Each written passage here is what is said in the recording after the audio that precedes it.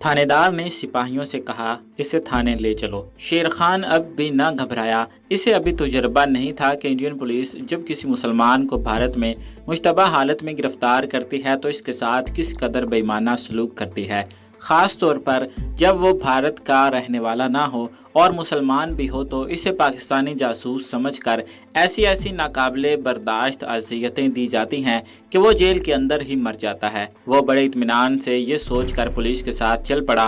Police के पास इसे मुजरिम साबित करने के लिए कोई सबूत नहीं है, इसलिए इसे छोड़ दिया जाएगा।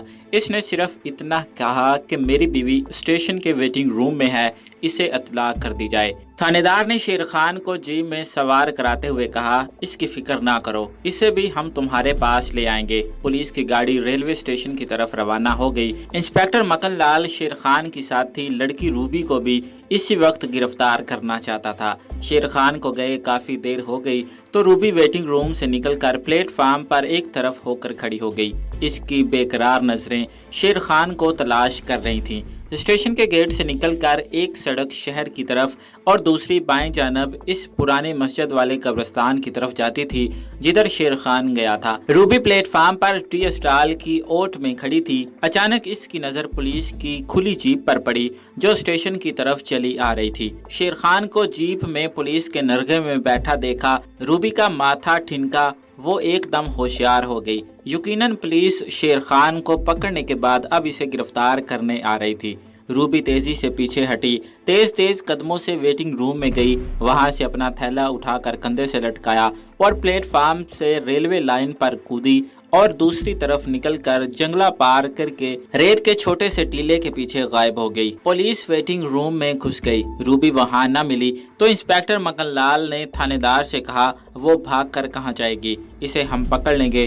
पुलिस सीटियां बजाती रूबी की तलाश में इधर उधर दौड़ पड़ी। शेर खान जीप में खामोश बैठा था। जब इसे मालूम हुआ कि रूबी फरार हो गई है तो न जाने क्यों इसको कुछ इत्मीनान सा हुआ। थानेदार ने शेर खान को इसी वक्त हथकड़ी लगवा दी और 2 सिपाहियों के साथ थाने रवाना कर दिया और खुद 2 आदमियों को लेकर रूबी की तलाश में स्टेशन की दूसरी तरफ निकल गया, मगर रूबी कहीं नहीं मिली। रूबी भी कोई आम किस्म की घरेलू जुबान लड़की नहीं थी। इसने भी जराइम पेशा स्मगलरों के गिरोह में आंख खोली थी और इस किस्म के हालात से इसे कई बार वास्ता पड़ चुका था। टीले के पीछे आते ही रूबी की निगाह एक माल गाड़ी पर पड़ी जो किसी तरफ जा रही थी। ये साइड लाइन थी। माल गाड़ी की रफ्तार ज्यादा तेज नहीं थी। इस जगह से दूर हो जाने का रूबी के लिए एक ये सुनहरा मौका था जो शायद कुदरत ने खुद इसके लिए मुहैया किया था।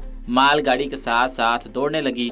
एक खाली डिब्बा खुला था। इसकी जंजीर को पकड़कर रूबी डिब्बे में घुस गई। इसने एक नजर स्टेशन की तरफ डाली। प्लेटफार्म पर इसे पुलिस के आदमी वेटिंग रूम की तरफ जाते नजर आते। वो डिब्बे की आहनी दीवार के साथ लगकर बैठ गई। मालगाड़ी सुस्त रफ्तार से जा रही थी। रूबी को कुछ पता नहीं था कि वो किधर जा रही है। मालगाड़ी जब जोधापुर रेलवे स्टेशन से इतनी दूर निकल आई कि रेलवे स्टेशन निगाहों से ओझल हो गया तो रूबी ने सोचना शुरू किया कि अब शेर खान से मिलाप कैसे होगा। वो इसी इलाके में रहना चाहती थी ताकि वहां रहकर किसी तरीके से शेर खान को पुलिस के चुंगल से रिहा करवाए। वो शेर खान से बेपनाह मोहब्बत करती थी और अब तो इन दोनों ने जराइम पेशा जिंदगी से तौबा करके पाकिस्तान जाकर शादी के बाद नेक जिंदगी बसर करने का फैसला किया हुआ था। शेर खान अगर सिर्फ इनके गिरोह का एक साथी होता तो रूबी के दिल में कभी इस इलाके में रहने का ख्याल न आता। वो खुदा का शुक्र अदा करती कि इसकी जान पुलिस से बच गई है,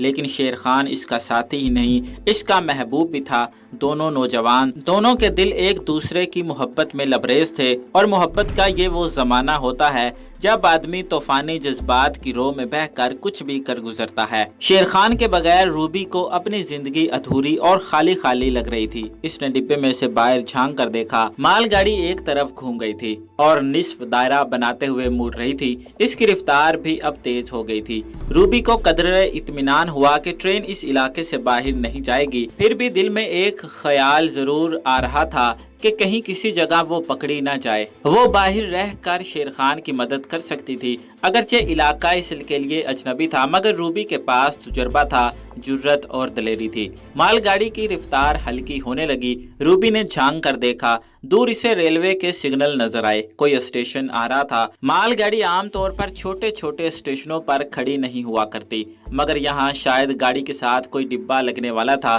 روبی کے پاس چمڑے کا چھوٹا سفری تھیلا ہی تھا۔ اسے یہ بھی خبر نہیں تھی کہ شیر خان ڈالر کرنسی نوٹوں کو کسی خفیہ جگہ پر چھپانے میں کامیاب ہوا ہے کہ نہیں۔ کہیں ایسا تو نہیں کہ پولیس نے اس سے کرنسی نوٹ بھی برآمد کر لیے ہوں۔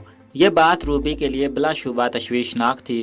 ٹرین کے ارد گرد اب 2 مزید ریلوے لائن نمودار ہو گئی تھی۔ ٹرین کی رفتار مزید کم ہو گئی تھی۔ روبی ڈبے کی دیوار سے اس طرح لگ کر بیٹھی تھی کہ باہر سے اسے کوئی نہیں دیکھ سکتا تھا۔ یہ ایک چھوٹا سا اسٹیشن تھا۔ ٹرین ریلوے یارڈ میں ہی ایک دھچکے کے ساتھ رک گئی۔ روبی نے سر باہر نکال کر دیکھا، گارڈ کے ساتھ 2 آدمی چلے آ رہے تھے۔ وہ جلدی سے پیچھے ہٹ کر دیوار کے ساتھ لگ گئی۔ گارڈ اور ریلوے کے آدمی ڈبے کے قریب سے گزر گئے۔ ان میں سے کسی کی آواز آئی، دلی تک ٹرین رن تھرو جائے گی، بریکیں ایک بار پھر چیک کر لینا۔ روبی کے کان کھڑے ہو گئے۔ یہ مال گاڑی یہاں سے دلی جا رہی تھی۔ روبی دلی جانا نہیں چاہتی تھی۔ وہ شیر خان کے بغیر کہیں جانے کا تصور بھی نہیں کر سکتی تھی۔ جب گارڈ وغیرہ کی آوازیں دور چلی گئی تو روبی نے ڈبے کی دوسری طرف جھانک کر دیکھا۔ ادھر اونچی نیچی چھوٹی چھوٹی بنجر ٹیکریاں تھیں۔ اس نے ڈبے میں سے نیچے چھلانگ لگا دی۔ چھلانگ لگاتے ہی وہ بھاگ کر ایک ٹھیکری کے پیچھے ہو گئی۔ وہ جتنی تیز چل سکتی تھی چلنے لگی۔ اس کا حلیہ سیاہوں جیسا تھا، مٹیالے رنگ کی پتلون اور جیکٹ، کندھے سے لٹکا ہوا چمڑے کا تھیلا۔ اس کے پاس انڈین کرنسی میں بھی کچھ نقدی موجود تھی۔ جب وہ اسٹیشن سے کافی دور نکل آئی تو کیکر کے ایک درخت کے نیچے بیٹھ گئی۔ دھوپ نکلی ہوئی تھی اور فضا میں گرمی تھی۔ روبی کو پسینہ آ گیا تھا۔ اسے پیاس محسوس ہوئی، مگر وہاں پانی کہیں نہیں تھا۔ اسے کچھ انسانی آوازیں سنائی دیں، ان میں عورتوں اور بچوں کی آوازیں تھیں۔ پھر بکری کے میمنے کی آواز آئی۔ یہ ساری آوازیں بائیں جانب جو ریت کے ٹیلوں نے ایک دیوار سے کھڑی کر دی تھی، اس کی دوسری طرف سے آ رہی تھی۔ روبی ٹیلے کی طرف چلنے لگی۔ ٹیلے کے اوپر جا کر اس نے دیکھا کہ دوسری طرف کچھ فاصلے پر خانہ بدوشوں نے ڈیرا ڈال رکھا ہے۔ ایک اونٹ اور بکریاں بندھی ہیں۔ سرخ چولوں والی عورتیں ادھر ادھر کام میں لگی ہیں۔ مرد بھی وہیں بیٹھے تھے۔ روبی کو سخت پیاس لگ رہی تھی۔ ان خانہ بدوشوں کے قریب پہنچ کر روبی رک گئی۔ ایک عورت جو کلہاڑی سے سوکھی شاخیں کاٹ رہی تھی روبی کی طرف دیکھ کر مسکرائی اور پھر اپنے کام میں لگ گئی۔ اس کا لباس دوسری عورتوں کی طرح راجستھانی لباس تھا۔ روبی کو دیکھ کر دوسری لڑکیاں بھی آ گئیں۔ روبی نے پینے کے لیے پانی مانگا۔ یہ 4 خواتین تھیں۔ ان میں ایک ادھیڑ عمر کی تھی، باقی تینوں جوان اور خوش شکل تھیں۔ رنگ گہرے سانولے، آنکھوں میں صحرائی ہرنوں والی چمک، بال بھورے۔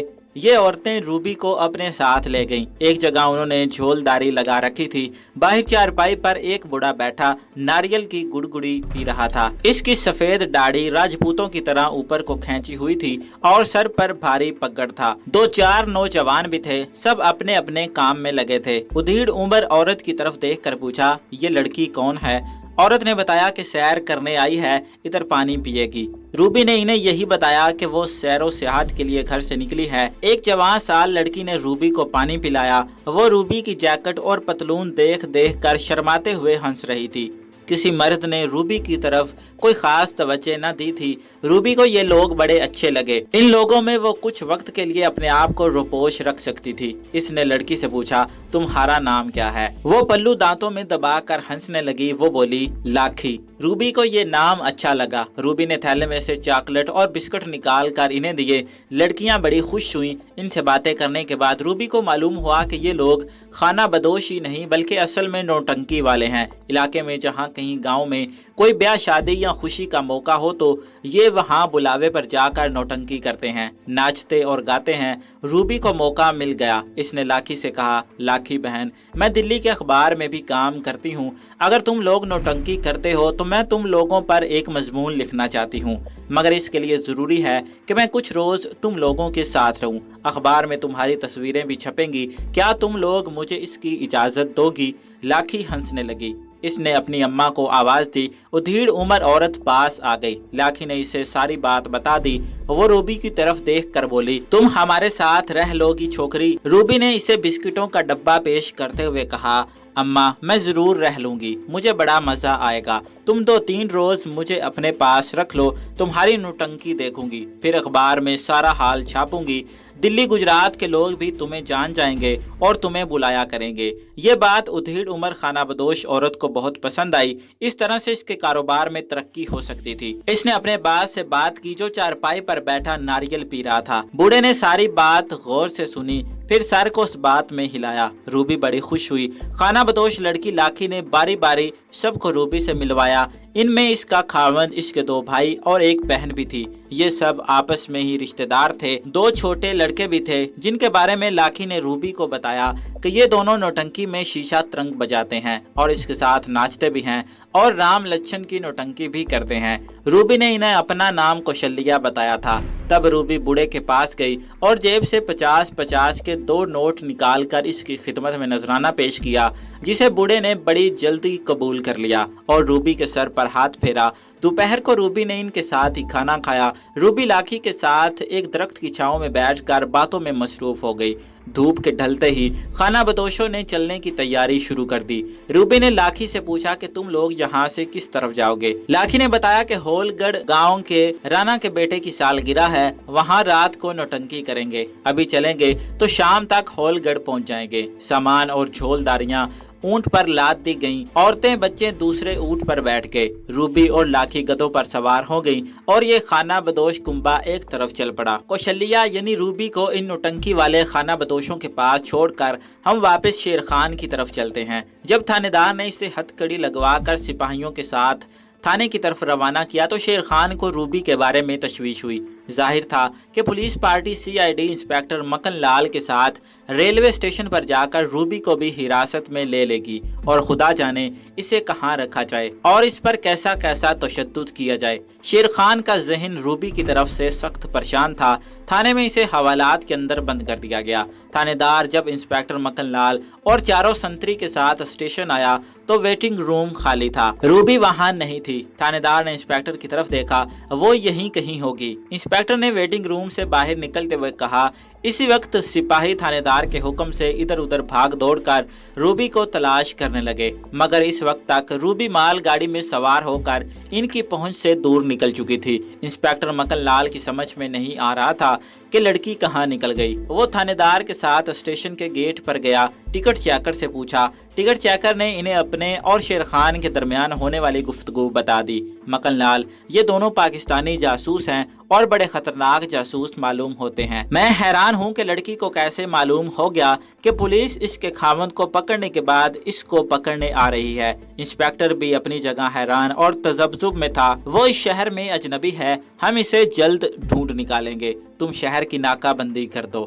وہ تو میں ابھی کرا دوں گا، مگر یہ مت بھولو کہ ان پاکستانی جاسوسوں کے آدمی ضرور یہاں موجود ہوں گے جنہوں نے لڑکی کو چھپا لیا ہوگا۔ تھانے دار نے کہا، پولیس نے شہر کی ناکہ بندی بھی کر دی ہے اور شہر میں روبی کی تلاش بھی شروع ہو گئی ہے۔ شیر خان سے پوچھ گچھ کی گئی کہ اس کی بیوی یا ساتھی لڑکی کہاں جا سکتی ہے اور یہ کہ جودھا پور میں ان کے دوسرے ساتھی کہاں رہتے ہیں اور ان کا اڈا کہاں ہے۔ شیر خان نے یہ سن کر اطمینان کا سانس لیا کہ روبی پولیس کے قابو میں نہیں آئی تھی، مگر ساتھ ہی اسے فکر لگی تھی کہ روبی کے لیے یہ ملک اجنبی ہے، وہ کہاں جائے گی۔ اس نے پولیس کو صاف صاف بتا دیا کہ وہ لنکا سے انڈیا میں آئے ہیں اور پاکستان جا کر نئی زندگی شروع کرنے کا ارادہ رکھتے تھے۔ دونوں کی منگنی ہو چکی ہے اور انہوں نے پاکستان جا کر شادی کرنی تھی۔ تھانے دار دانت پیستے ہوئے کہا، شادی تو ہم تمہاری یہیں کرائیں گے۔ اب رات شیر خان پر تشدد شروع ہو گیا۔ اگر اسے سخت جانی کی عادت نہ ہوتی تو پولیس تشدد سے بہت جلد اس کی موت ہو جاتی، مگر وہ زندہ رہا۔